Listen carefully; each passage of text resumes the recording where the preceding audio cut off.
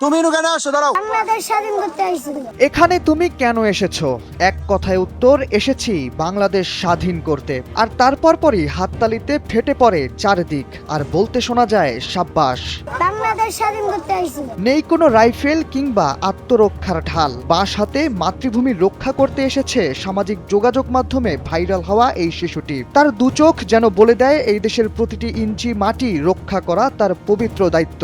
তাই তো বিজিবির পাশে বাঁশ নিয়েই নেমে গেছে সে। বিএসএফ এর অবৈধ পুশ ইন মোকাবেলায় শিশুটির অকুতোভয় তাকে নিয়ে গেছে অনন্য এক উচ্চতায়। নেটিজেনদের অনেকেই তার সাহসিকতা দেখে বাঘের বাচ্চা খেতাব দিয়েছে। যে জানে না তার সামনে কি আছে বা কি হতে পারে, শুধু এটুকুই জানে যখন দেশ বাঁচানোর ডাক আসবে তখন এগিয়ে যেতে হবে। জীবন অবাক না করলে কে করবে? 28% মিল্ক ফ্যাটের অবাক করার সাথে ফ্রেশ মিল্ক পাউডার। জীবন অবাক করুক প্রতিদিন। জানা গেছে বাঁশ হাতে নেমে আসা শিশুটির নাম ওসমান গনি। সম্প্রতি তাকে জামালপুর সীমান্তে নেমে আসতে দেখা যায়। বেশ কয়েকদিন ধরে যখন বাংলাদেশি খেতাব দিয়ে কিছু ভারতীয়দের বাংলাদেশে ঠেলে দিচ্ছে বিএসএফ, তখনই ভাইরাল হয় শিশুটির ভিডিও। এই ভিডিও যেন নতুন করে সাহস জুগিয়েছে সীমান্তবাসীকে। সম্প্রতি বেশ কয়েকটি ঘটনায় বিএসএফদের উচিত জবাব দিয়েছে বিজিবি। দীর্ঘদিন যে দেশ মুখ তুলে কথা বলতে পারেনি সীমান্তে, তারাই আজ গুলি ছুড়ছে, পাল্টা ধাওয়া দিচ্ছে, চোখে চোখ রেখে কথা বলছে প্রতিবেশীর সাথে।